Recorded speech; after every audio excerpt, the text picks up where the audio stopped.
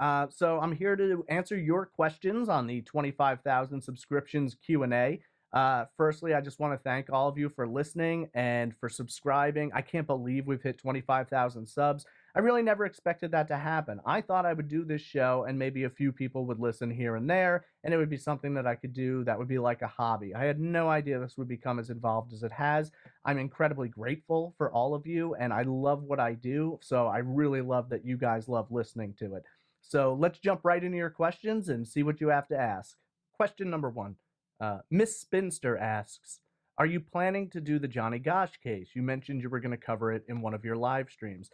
Yeah, I totally still have plans to do the Johnny Gosch case. It's on my running list of cases to do. I have a really, really long list of cases that I need to get to at some point in time. That's absolutely among them. When it's a case like that, where a lot of people have covered it and there's a lot of information on it out there, I try to hold back and do extra research on it because I want to be able to contribute more to it or something new. I don't really want to do a case if all I'm going to be doing is repeating what everyone else has already said. So in that case, I have to find a new angle to approach it from or some way to find new information that hasn't really been out in the public, but it's absolutely a case I'll be getting to. Sonia Ritchie asks, what made you decide to do this type of videos to help solve mysteries and murders? It all began with podcasting. I was listening to a lot of true crime podcasting, and I'd always been interested in shows like Unsolved Mysteries and America's Most Wanted. I grew up watching that kind of stuff. But once I started listening to true crime podcasts, I enjoyed them for the most part. But I always felt like something was missing. I'm a very detail oriented person. I want to know everything I can possibly know about any given situation. So, really, the driving force behind it was I wanted to do a show in the way that I would want to hear a show done. I wanted to hear as many details as possible. Now, when I initially started doing this, it was just about doing cases that I was interested in and talking about them and giving as much information as I could. Basically, I approached this as though it was going to be casual, like I would host an episode like I was talking to a friend.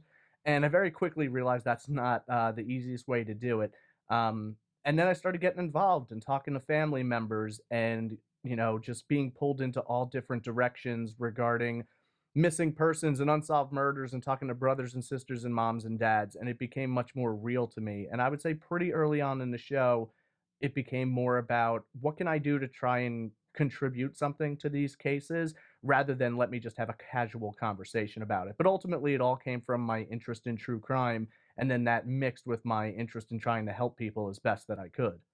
Older Wiser says, your stuff is really very good, but because of that depressing music that repeats and gets sort of hypnotic, I can watch in small doses. Longtime subscriber, but still, what is that music? The music that I use, it isn't even really music per se.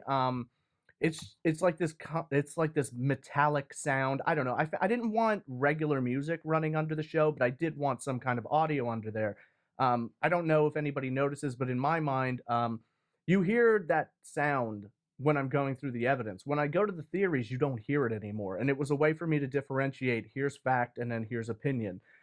Beyond that, the music probably will change at some point in time. The intro music's probably going to stay the same because it's sort of become synonymous with trace evidence at this point in time.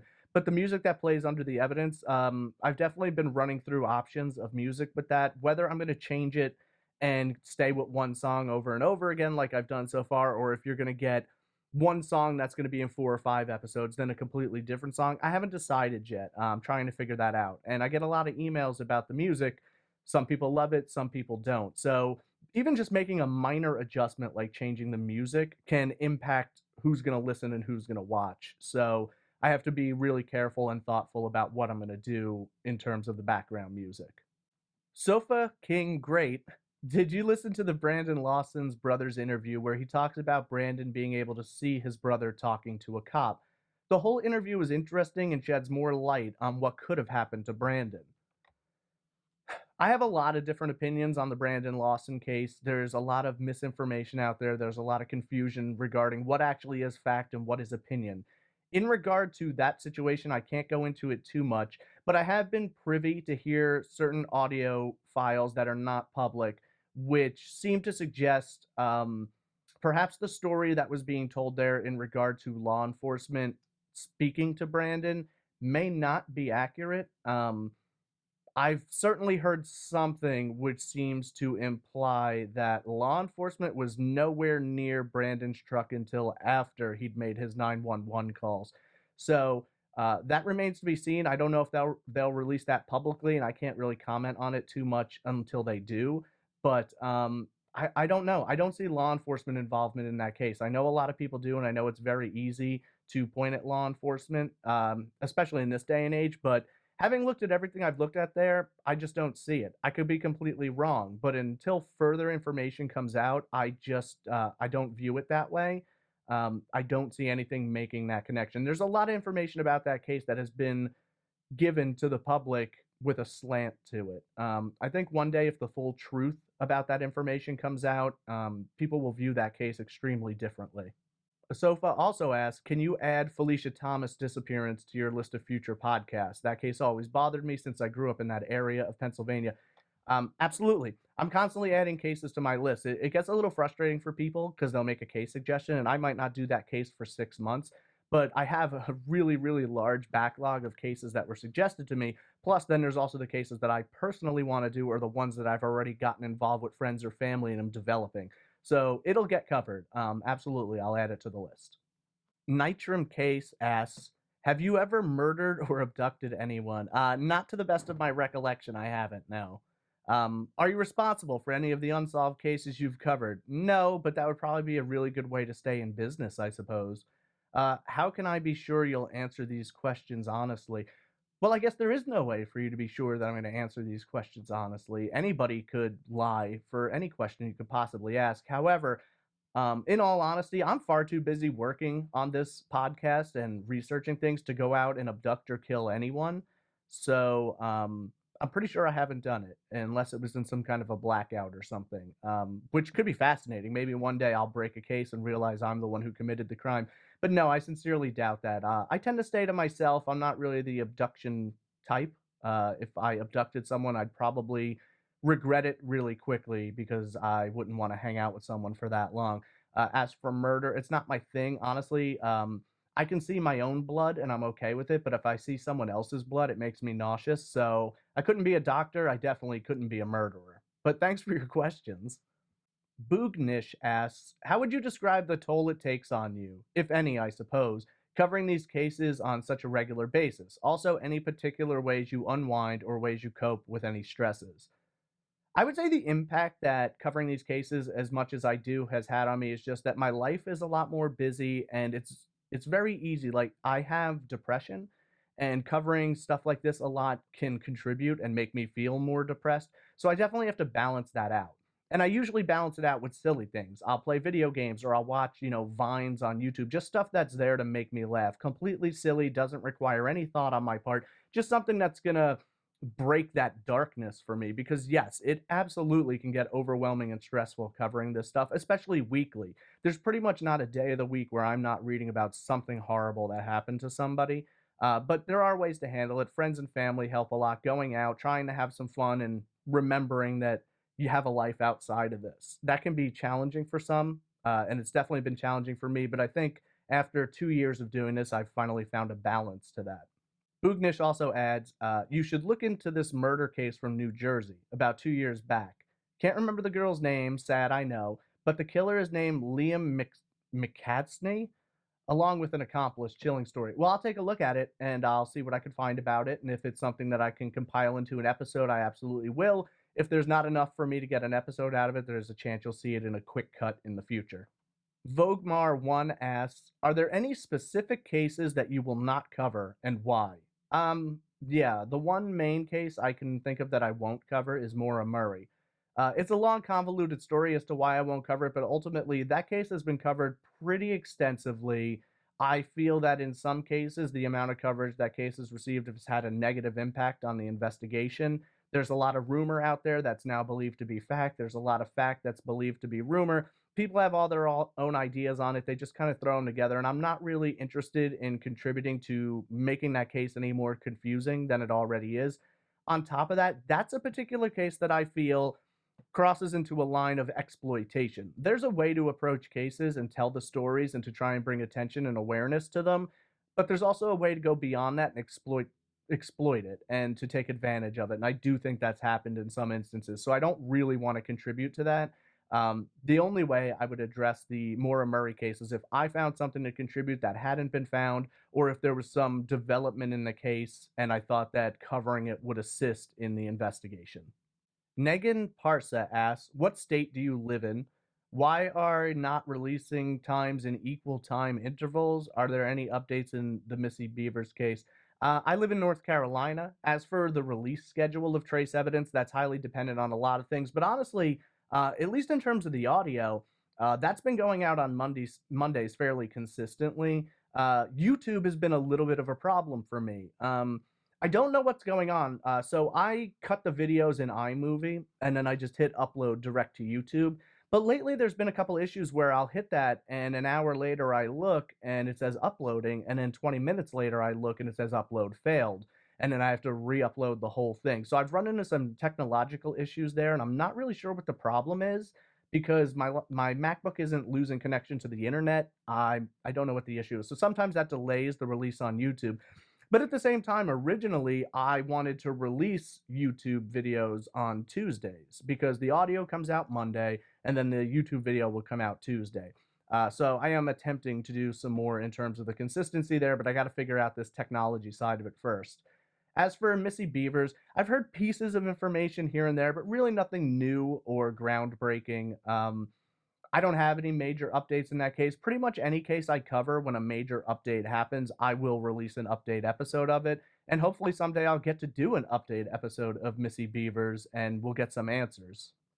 Barbara Himes asks, congrats, Steve. You deserve way more than 25,000 as your podcasts are excellent, very thorough, and informative, and I appreciate them so much. Well, thanks, Barbara. Do you listen to any other podcasts or YouTubers who do what you do? If so, what about them keeps you interested? Thank you so much. I do. I listen to a couple of YouTubers, John Lourden, Amber Loves Mystery, Stephanie Harlow. I definitely check out the coverage that they're doing, and there's probably more people that I'm forgetting. I apologize. I don't have a running list of the names because I listen to so much stuff. In terms of podcasts, I listen to a few. I used to listen to a lot of true crime podcasts, but I really can't anymore. I don't ever want to listen to a case somebody covers and maybe a year later I cover it and something they said bleeds into my mind and I deliver it like it's something I thought of and I'm not crediting someone properly. So it's important to me to not do that. So a lot of times if I'm going to listen to true crime, it's got to be cases I know I'm never going to do. So I'll listen to, for instance, The Fall Line, which does, cases in the South involving marginalized communities. It's a very well done podcast. I definitely listen to them. Robin Warder hosts The Trail Went Cold. I listen to that a lot. Robin tends to do a lot of cases that were featured on Unsolved Mysteries, and I like the way he approaches things. He was actually one of my inspirations to start podcasting in the first place. There's probably a huge list of podcasts that I could give you in regard to what I listen to, and probably what I'll do is following this, I'll reply to your comment and just give you a long list of stuff to check out. But thank you so much for your comment and your question. Choose to Live Free asks, do you believe Lee Harvey Oswald had anything to do with the murder of JFK?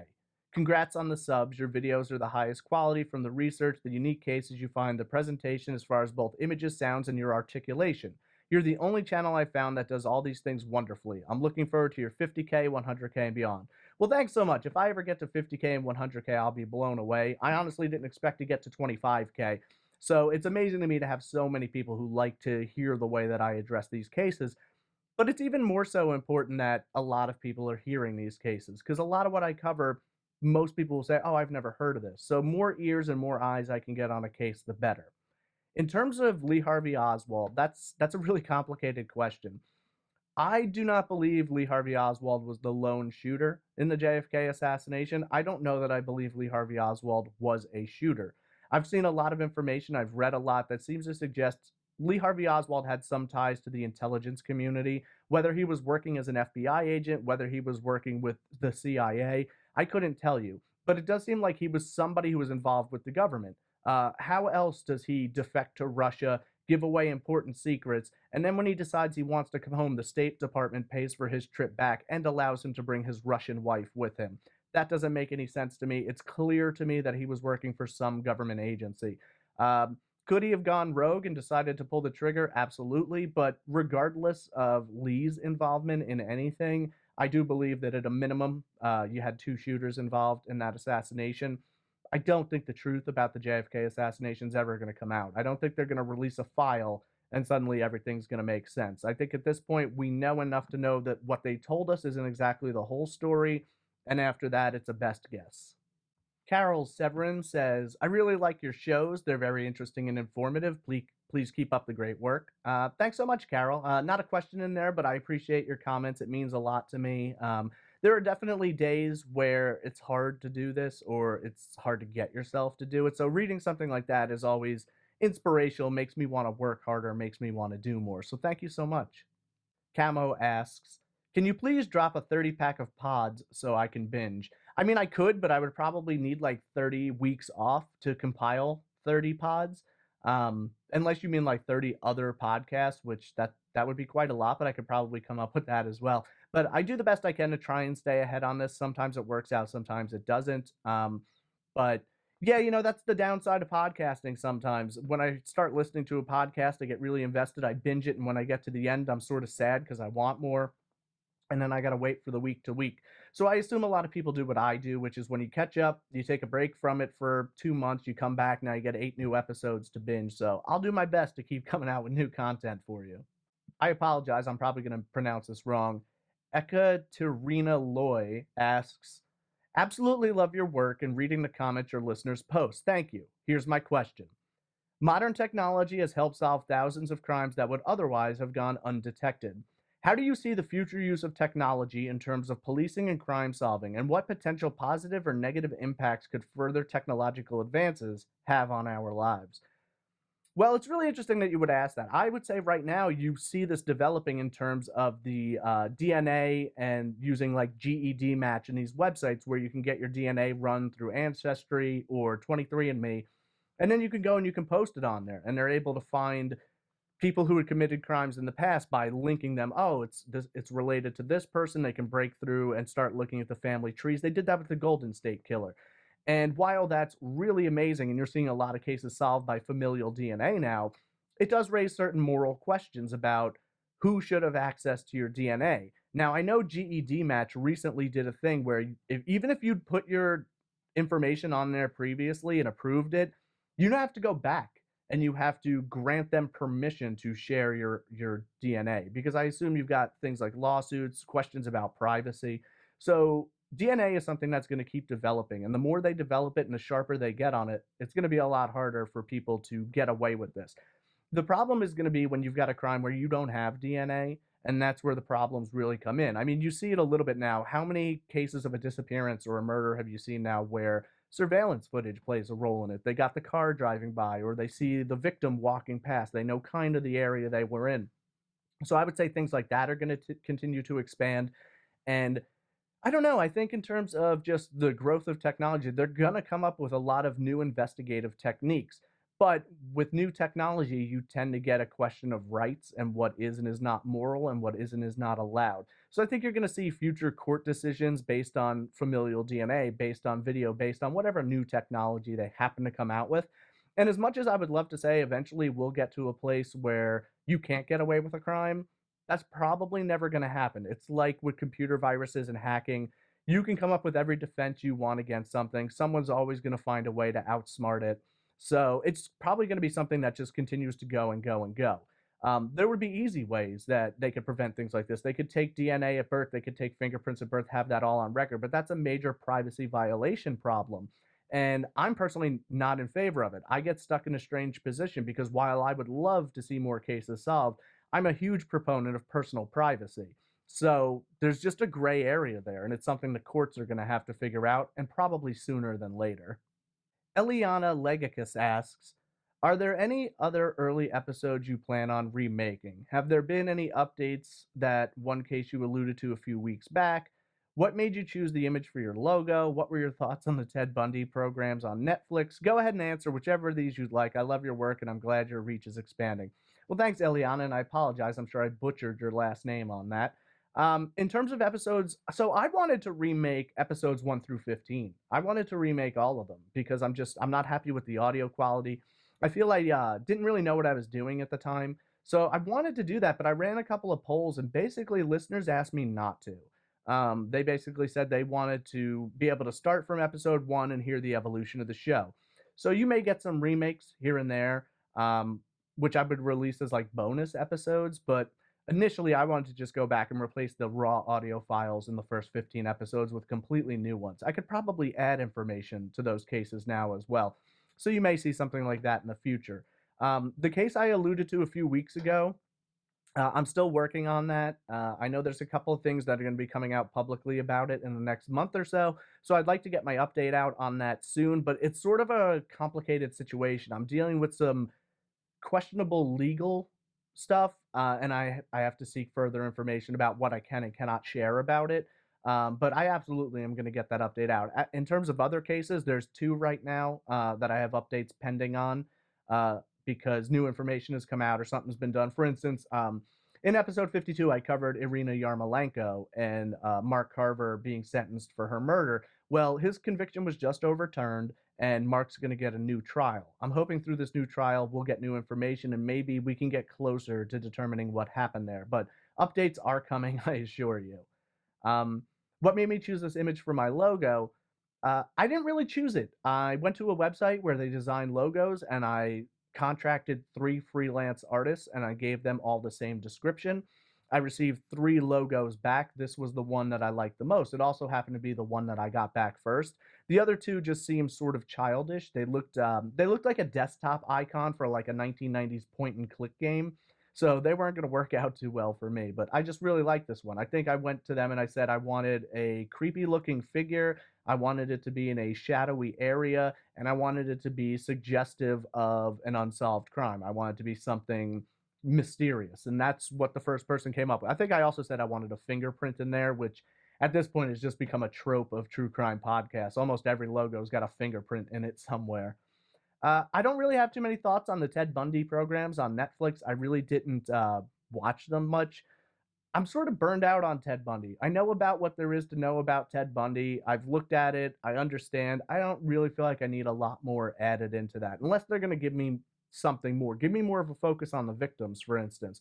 That I would enjoy a lot more. But for the most part, I think, are there really still issues Ted Bundy wise that we have really a dramatic amount of questions left about?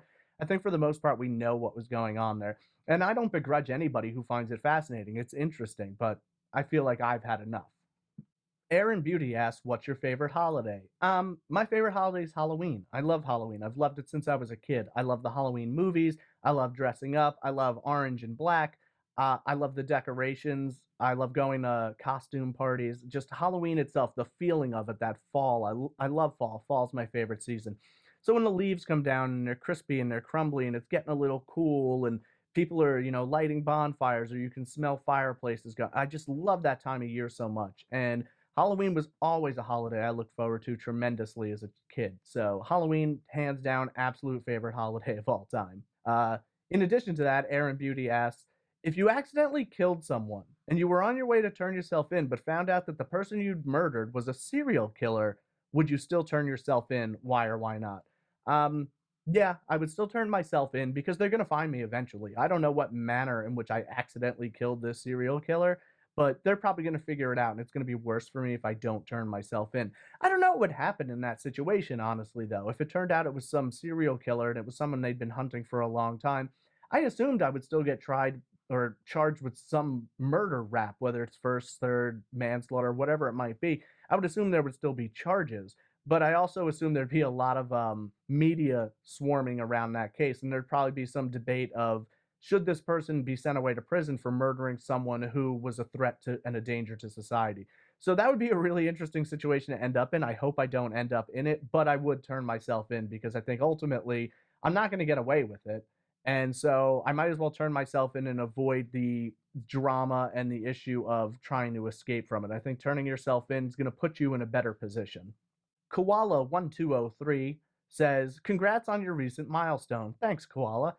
I was wondering if you can cover the strange death of Blair Adams that happened in 1996. I believe Blair Adams' case is on my list of future episodes, actually. It's been suggested to me several times, and it's one that I've looked at and am fascinated by. So Yeah, absolutely. I'll see what I can do with the Blair Adams case. And again, you'll either get a full length episode on that, which I think more than likely in that case you will, or a quick cut, but I would lean more towards a full length episode.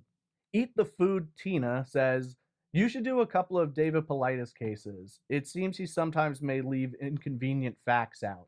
I want to see a couple of those cases get the full trace evidence treatment. Hint, do Christopher Tompkins.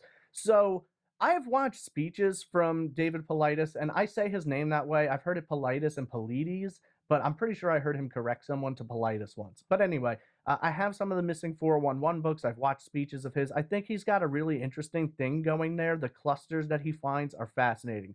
I do tend to agree with you that he will leave inconvenient facts out. A fact that doesn't go along with his theory is often left out. Actually, my most recent case that I did, Nylene Marshall, that's in one of his Missing 411 books. I think he gave her like a page, and he definitely left a lot of information about that out. I believe in his approach, he made it seem more like she disappeared into the woods and nobody knows what happens, whereas the reality is they're pretty sure she was abducted and that person writing letters and making calls was likely the person that did it. Um, I think he has a really interesting view on things, and I think he could contribute something, but I do sometimes think that he has that bias where he leans one way, so he gives you the information that goes that way. Unfortunately, you see that all the time. It's in documentaries, it's in podcasts. You know, whenever I talk to someone who watches a documentary and then they're like, well, this is obviously what happened because I saw this documentary, it just kind of makes me laugh. They're all slanted, they all come in with their own point of view. I try really, really hard to be objective, but even I sometimes am going to be slanted if I feel like this guy obviously did it. So, he's an interesting guy. His work is interesting, and I'll probably will do cases that he's covered. I've already done a couple, so there's definitely going to be more coming. As for Christopher Tompkins, I'll add it to the list and take a look. Gerardo FW just says, cheers, Mr. Pacheco. Well, cheers back to you, Gerardo. Bridget Cooper Wagner says, congrats. Thank you so much, Bridget. Thanks for listening. Thanks for watching. Without people like you, there's no me, so I appreciate it. The Bold and the Beautiful asks, how did you get into doing these podcasts? I sort of answered this a little bit earlier, but just as a quick reminder, I was listening to true crime podcasts. I liked what they were doing, but I wanted more information. I wanted it approached differently. I wanted it handled differently, and I had two options. I could go on iTunes and go to these podcasts that I love and give them 4 stars and say, I love it, but I would do this. Or I could just make my own podcast. And ultimately, that's what I chose. Just make my own podcast, do it my own way, see if anybody liked the way that I did it. Some people do, some people don't. That's the way that it's going to be. But ultimately, yeah, my fascination with true crime and then my desire for more information that I wasn't getting from other podcasts made me want to do this. Barb Byerly says, consider the disappearance of Samantha Ann Clark of Orange, Virginia, all but forgotten. Very sad. I'll take a look at it, Barb. Hopefully there's enough information there for me to get something out of it. That can be the issue sometimes. People will ask me to do a case and I'll look and there's, a blurb about it. And then I reach out to the police department. They don't want to give me the files. It's hard to do it if I don't have the information, but I'll take a look. And if there's enough there, I'll absolutely cover it. Christine Gatto says, congrats, Stephen. I enjoy your work because you're so professional and thorough. There's an unsolved case from New Jersey. It happened in September of 1972 when the body of 16-year-old Jeanette De Palma was discovered in Springfield in the local woods. There's not much information on the case, but there is one book, Death on the Devil's Teeth by Jesse Pollock and Mark Moran. I could definitely take a look at it. If there's a book, I may be able to at least backtrack on some of their sources, and depending on when the book was written, there may be new information available now. So it's certainly a case I could take a look at. Hopefully, there'll be enough information for me to do. I started doing the quick cut episodes because it was cases I wanted to do, but either there wasn't enough to commit to a full length episode or I didn't feel people would possibly be invested. So the quick cuts are sort of a test. If I throw a case in the quick cuts and enough people are like, oh my God, that case is really interesting, then I can try to do a full length episode on it if there's enough information. As for this particular case, again, I'll take a look. If there's enough information, it'll go on my list and we'll see what I can come up with. Jacob Shelley asks, can you do a podcast on the case of Kendrick Johnson? Yeah, I don't see why not. That actually might be on my list. It sounds really, really familiar. I have so many cases on my list that sometimes people will tell me a case and I know it's familiar. but it's blending with other cases. But I'm almost 100% certain that case is on my list, so there's likely an episode coming. Elaine Bynes asks, if you have any thoughts on these two cases, I'd be interested. Why do you think Chris Watts and Madeleine McCann cases are so high profile? To me, it's because neither makes sense, so truth seekers are unable to piece clues together. That's certainly a possibility there. Any unsolved case, people are drawn to, or at least I am. But you do see a lot of unsolved cases on the news more so than solved ones. But when you look at Chris Watts, that's basically a solved case. The guy confessed. We know what happened there. I think in that instance, it was such a horrendous tragedy, and the crimes that he committed were so horrifying that it galvanized people, and the media latched onto it. And it's the same with Madeleine McCann. I think in a lot of these cases, when the media latches onto a case and runs with it, you see it covered a lot more because people see, whatever news channel covering it, and the thought is, ooh, if I cover it, I can try and scoop some of the people who are interested in this. I can get a lot of downloads, I can get a lot of views, I can get a lot of listens. So I think those are two buzzword cases. When you hear either Chris Watts or Madeleine McCann, people go, oh, that case, and they're interested immediately because they've heard about it everywhere. There are also incredibly sad cases, and at least in terms of Madeleine McCann, there's a lot of questions that there's no answers for. So people are absolutely curious to know what exactly went on there. I think everybody wants to be there the day the truth 100% comes out, assuming that it ever does. But I would honestly give it to the media. I think when the media takes a case, they can make that case stay in the public mind and stay interesting for years to come, or they can make it go away really fast. D. Andy asks, what state are you based out of? I am based out of North Carolina, actually. I'm originally from New York. I grew up on Long Island. I lived there till I was 24. I've been down here in North Carolina about 12 years, and I actually have plans probably in the next year or so to actually move out of North Carolina. So we'll see where I end up, but for now, North Carolina. Lauren Fletcher asks, how has the Christian Ferguson case affected you? What are your thoughts on the Lindsay Buziak case? Christian's case affected me in a lot of ways. That was a very, very hard episode to do. A lot of people won't do children's cases. I'm not a huge fan of doing children's cases, but I feel like if they had to go through it, the least we can do is talk and listen about it. So yeah, his case just impacted me in terms of it was very sad, and it was so frustrating. And to imagine that a poor sick child was treated the way that he was is heartbreaking enough. But then to look at the disappearance and to pretty much believe the answers are there and there's a lot of lies being told, that's hard and that's frustrating. So that case definitely hit me. In terms of Lindsay's case, I'm not going to speak about it too much because there's a good chance you're going to hear me talk about it on a future episode. I have a lot of thoughts, and yeah, hopefully you'll get to hear those from me. It's just one of those, excuse me, it's just one of those cases where a lot of people have asked me to do it, but then every time I look at it and think about doing it, somebody else does it. So I got to wait a little while on it, but you'll get my opinion on it at some point in time. Roxy Smith asked what gave me the idea to start Trace Evidence and how I decided what cases to highlight. I've already pretty much answered the first part of that question. So, in terms of how I decide what cases to highlight, I have a running list, and I pretty much break that list up into known cases and unknown cases. I have a lot more on the unknown side. There really is no particular method I use. People always ask me how I choose my cases. It's not random, but I don't really have a method. I kind of go through the list and I might see a name, and I know I'm not going to do that name this week, but now the name's going to stick with me, and I'm going to find myself researching it more and more. And as the research builds, eventually it's like, all right, I think it's time to do this case. Sometimes it just feels like it's time to do it. I really like to focus on cases that people haven't heard, but that's also challenging to me. So a lot of times people will ask me, you do so many obscure cases, why do you then do well-known cases? And it's pretty simple. One, the well-known cases are interesting just as much as the lesser-known cases, but two, somebody might see that I covered a well-known case, and they might listen for the first time ever because they're interested in that case. And if they like the way I do it and they like my style, then they might go back and listen to the lesser known cases. And if they do that, that's one more person who's now heard this story and may be able to provide information or share that story. And really, that's what it's about for me. I'm not here to be a detective. I am not here to solve cases. That I have, if I cover a case and that case gets solved, as far as I'm concerned, it doesn't have anything to do with me. I'm telling the story of that case, but I'm not a detective. The law enforcement, the families, they're the ones who deserve all credit when cases are solved. So but doing a bigger case may pull people into the lesser known cases. And that's really my whole drive behind it. I'm here to bring awareness to cases. Sheila Meador asks, are there any stories that have really stuck with you that you can't get out of your head no matter how hard you try? Yeah, there's a few. Candace Hiltz, which I believe was episode 16, that sticks with me, partially because I speak to Candace's sister once in a while, but also because that case just made me so angry. Beyond that, Christian Ferguson is a case that sticks in my head. Suzanne Joven, a very early episode that I did, I think episode 5.